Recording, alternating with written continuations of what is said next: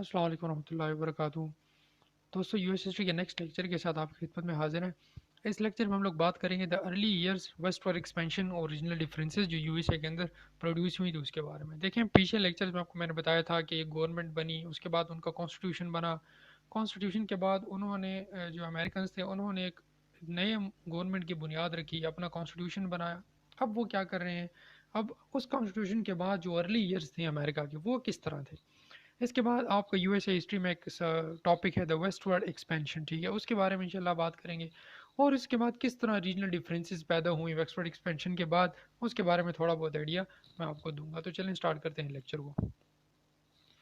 George Washington became the president. George Washington became the first president of the United States on April 30, 1789. He had been in charge of the army. आपको याद होगा, आपको मैंने बताया था जब ये लोग जंग लड़ रहे थे तो जॉर्ज वाशिंगटन को इन्होंने क्या बनाया था, अमेरिकन ने अपनी आर्मी का जो था वो इंचार्ज बनाया था, ठीक है।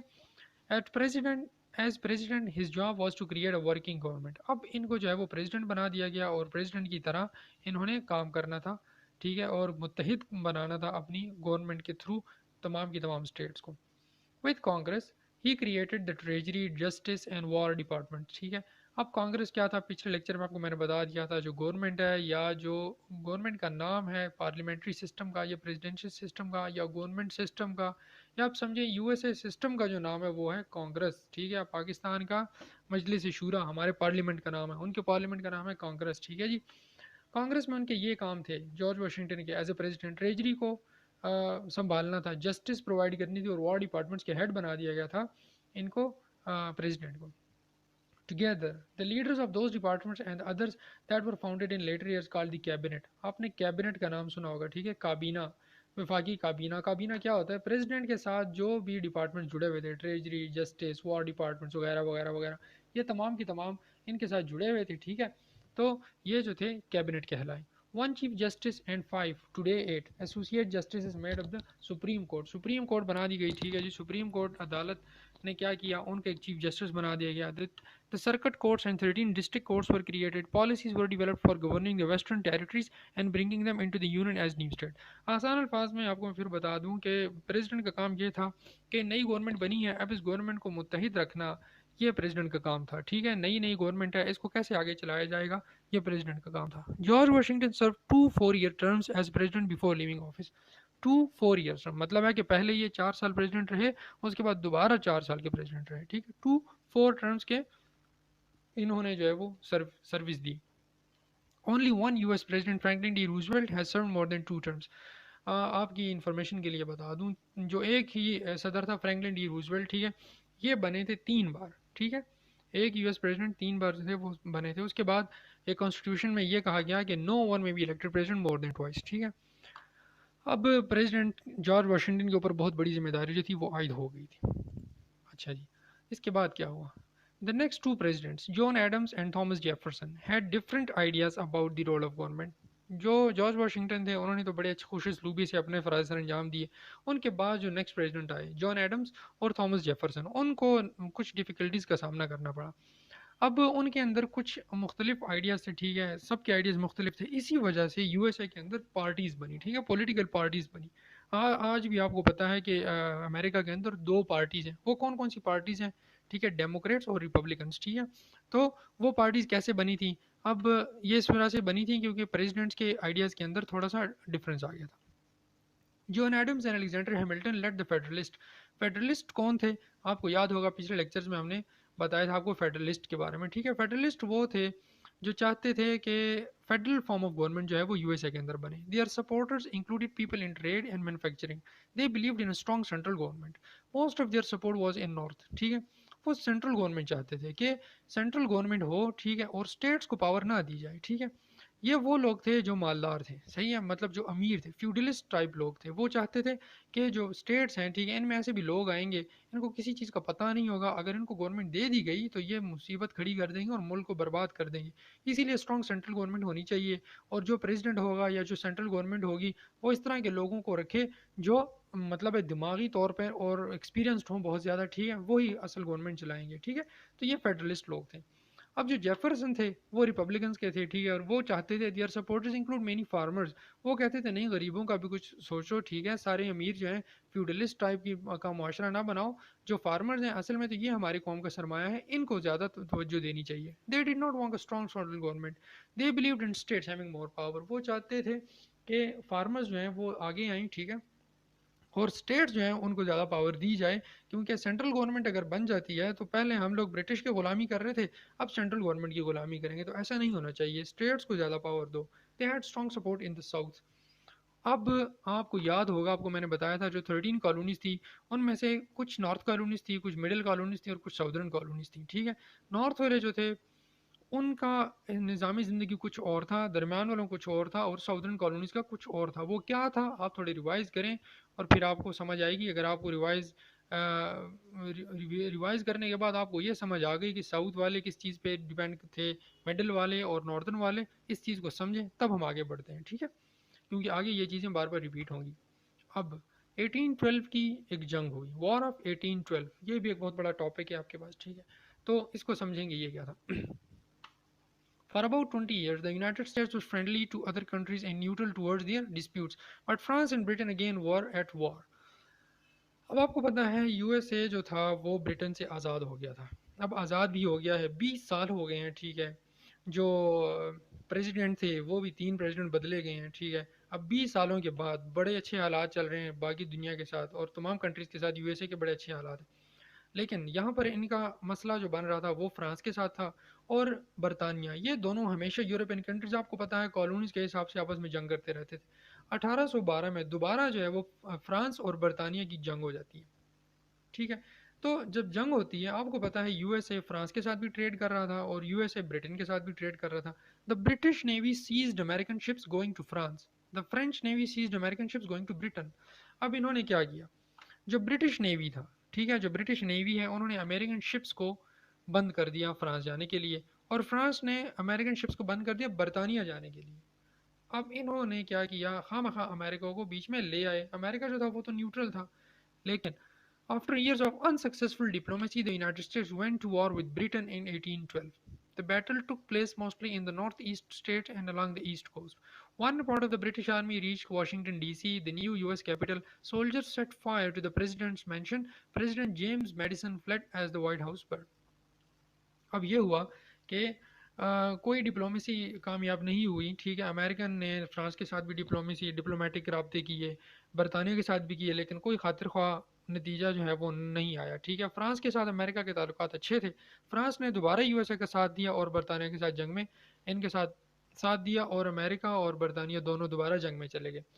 बरतानिया ने क्या किया, जो उस टाइम के प्रेसिडेंट थे, प्रेसिडेंट जेम्स मेडिसन, ठीक है, उनको वहाँ से मजबूरन निकलना पड़ा, क्योंकि अमेरिका अमेरिका के अंदर जो व्हाइट हाउस था जहाँ पर प्रेसिडेंट रहते थे, ब्रिटेन ने व्हाइट हाउस को आग लगा दी। जब आग लगा दी तो जाहिर है प्रेसिडेंट व्हाइट हाउस में था, जेम्स मेडिसन, वो वहाँ से निकल गए, ठीक है।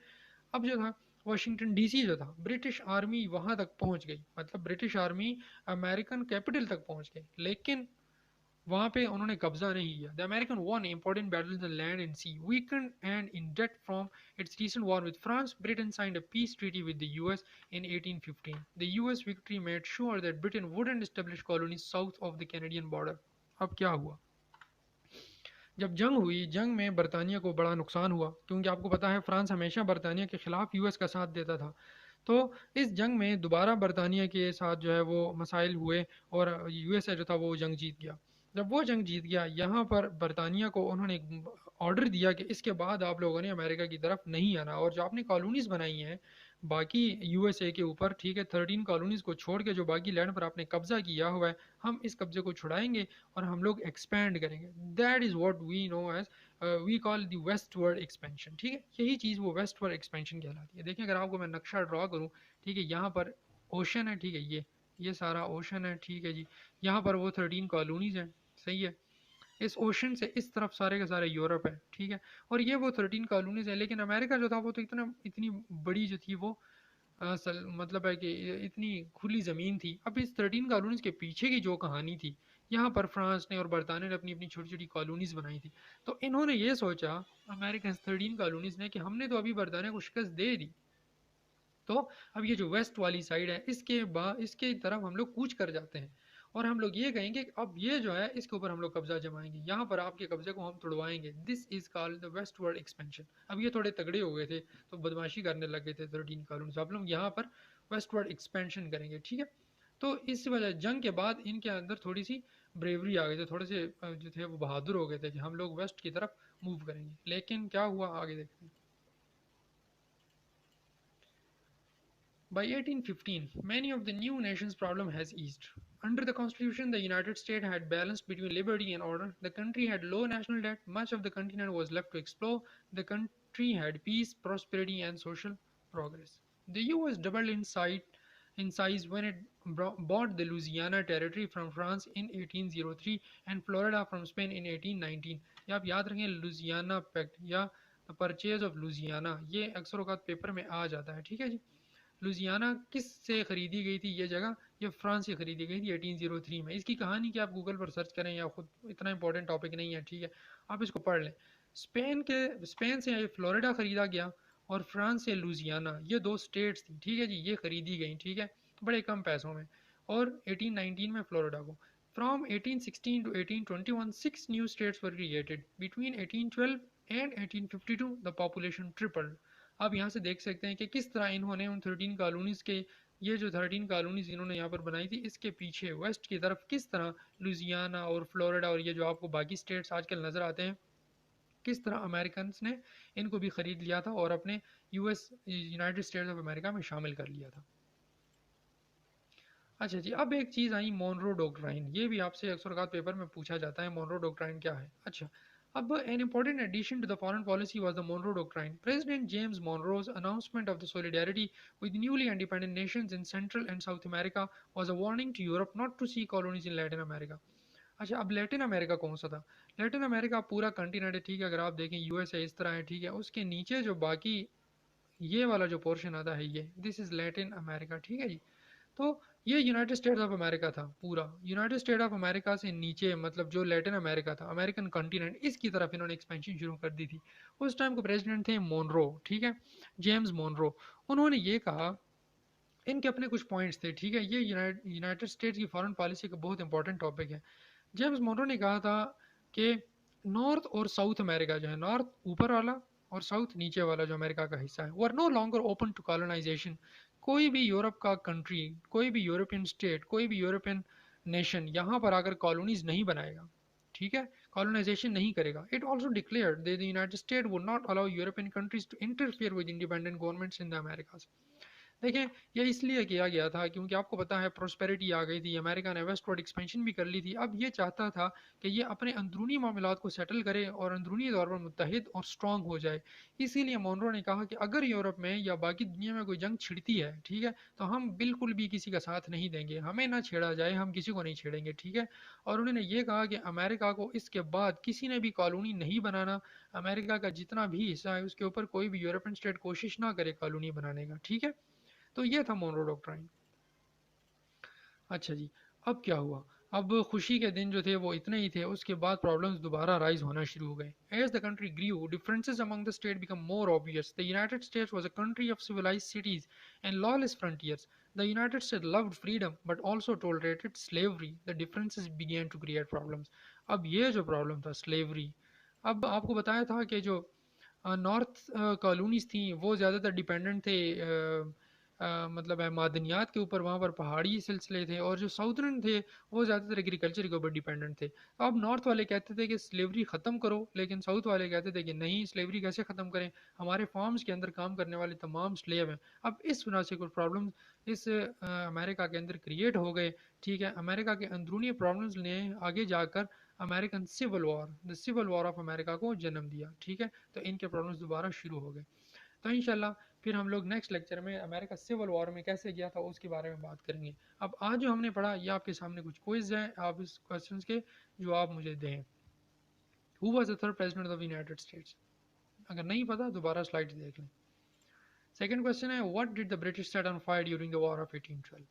तीनों में कौन सा है कमेंट में बताएं, ठीक है। इसके बाद कौन सी टेरिटरीज जो थी यूनाइटेड स्टेट ने खरीदी थी, ठीक है जी, ये थर्ड क्वेश्चन है। इसके आखिर में आप मुझे बता सकते हैं कमेंट सेक्शन में कि इन तीनों क्वेश्चंस का आंसर क्या है। ठीक है जी। तो ये था आज का लेक्चर, उम्मीद आपको पसंद आया होगा। अगर आपको पसंद आया है तो लाइक करें, कमेंट करें, पूछें अगर किसी चीज़ की समझ नहीं आई, सब्सक्राइब करें और अपने दोस्तों के साथ शेयर करें। इंशाल्लाह नेक्स्ट लेक्चर में फिर मुलाकात होती है। तब तक के लिए अपना ख्याल रखिए। अल्लाह हाफ़िज़।